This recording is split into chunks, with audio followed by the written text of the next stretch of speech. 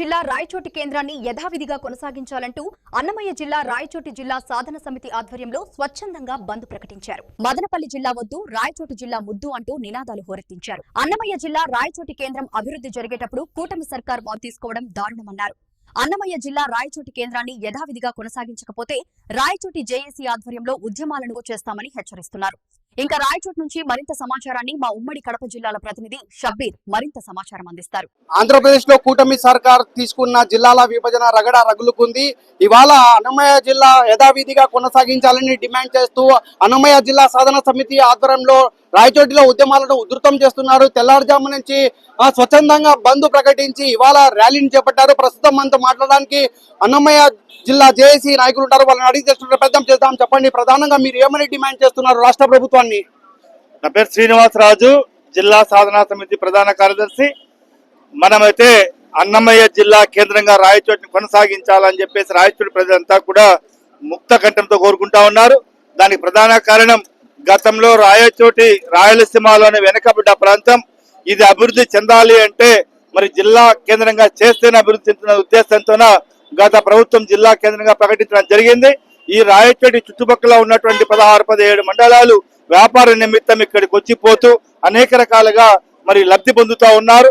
అలాంటి పరిస్థితులలో అన్నమయ్య జిల్లాకు రావాల్సినటువంటి మెడికల్ కాలేజీని జిల్లా కేంద్రం ఇస్తుందనే నెపంతో మదనపల్లికి పంపడం, తర్వాత స్కిల్ డెవలప్మెంట్ దాన్ని రాజంపేటకు పంపడం, ఇలా రకరకాలుగా మరి రాయచోటిని అన్యాయం చేసి ఇచ్చిన జిల్లా కేంద్రాన్ని తిరిగి తీసుకెళ్ళడం దారుణంగా భావిస్తా ఉన్నాం. గత ఎన్నికల ప్రచారంలో భాగంగా చంద్రబాబు నాయుడు గారు రాయచోటికి వచ్చినప్పుడు పార్టీని ఆదరిస్తే ఎట్టి పరిస్థితుల్లో కూడా జిల్లా కేంద్రంగా కొనసాగిస్తారని చెప్పి స్పష్టమైన హామీ ఇవ్వడం జరిగింది. ఆ హామీని నిలబెట్టుకోవాలని చెప్పేసి గౌరవ ముఖ్యమంత్రి వర్యులు గారిని కోరుతా ఉన్నాం.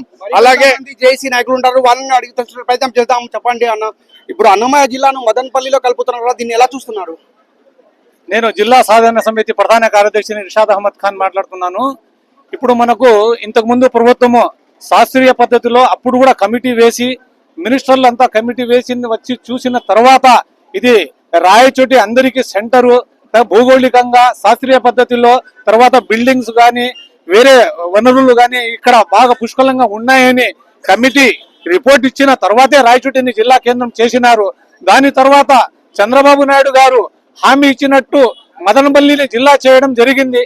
సరే, దాన్ని కూడా మనము రాయచోటి వాసులము కొంతవరకు ఓర్చుకుని గమ్మన ఉన్నాము. కానీ అలాగే రాయచోటి జిల్లా కేంద్రం సాగుతుంది, ఇది యథావిధిగా ఉంటుందని మన రాయచోటిలోనే రాజంపేటలోనూ పలు చోట్ల సీఎం గారు అంటే చంద్రబాబు నాయుడు గారు హామీ ఇవ్వడం జరిగింది. కానీ ఈ రోజు చూస్తే ఈ కమిటీ ఏదో ప్రతిపాదన రాయచోటిని మదనపల్లిలో కలుపుతున్నామని చెప్పడం జరుగుతా ఉంది.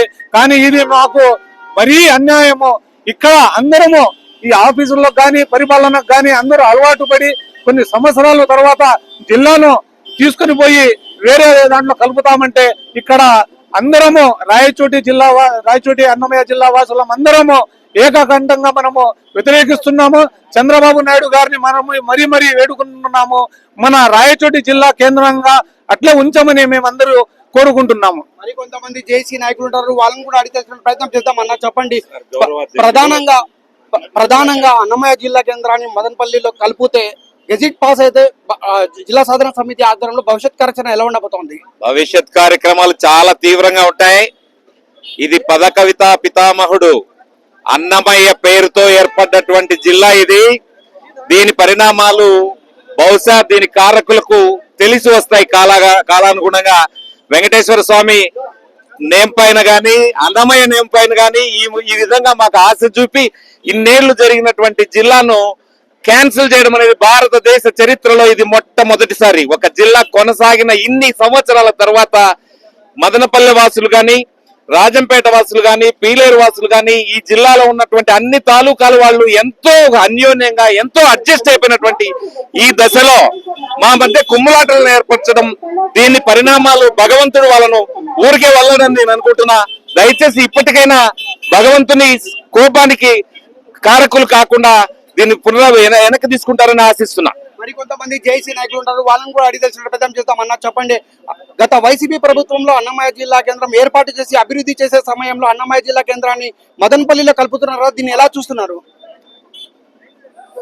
నేను డాక్టర్ బయారెడ్డి, గౌరవాధ్యక్షులు జిల్లా సాధన సమితి ఎంతో కష్టపడి 100 రోజులు శ్రమించి అందరి యొక్క అభిమానాలతో సహకారంతో జిల్లాను సాధించుకున్నాం. ఇక్కడ అన్నమయ్య జిల్లా వచ్చిందని ఎంతో మంది డాక్టర్లు ఇక్కడికి వచ్చి ఇక్కడ సెటిల్ కావాలని అనుకున్నారు. పూర్వం 30 మంది డాక్టర్లు ఉంటే ఇప్పుడు 80 మంది డాక్టర్లు ఉన్నారు. ఎన్నో బ్యాంకులు వచ్చినాయి, ఎన్నో అపార్ట్మెంట్స్ కూడా కట్టడం జరిగింది, ఎన్నో వ్యాపారాలు వచ్చినాయి, ఎన్నో మాల్స్ వచ్చినాయి. ఇంత అభివృద్ధి చెంది అందరూ శాంతియుతంగా ఉన్నప్పుడు దీన్ని విభజించడం చాలా బాధాకరం. మదనపల్లి జిల్లా కేంద్రం అయితే ఆంధ్రప్రదేశ్లో అభివృద్ధి చెందదు, కానీ కర్ణాటకలో ఎక్కువ అభివృద్ధి చెందింది. ఎందుకంటే ఇది కర్ణాటక చాలా దగ్గర, 15 కిలోమీటర్లు.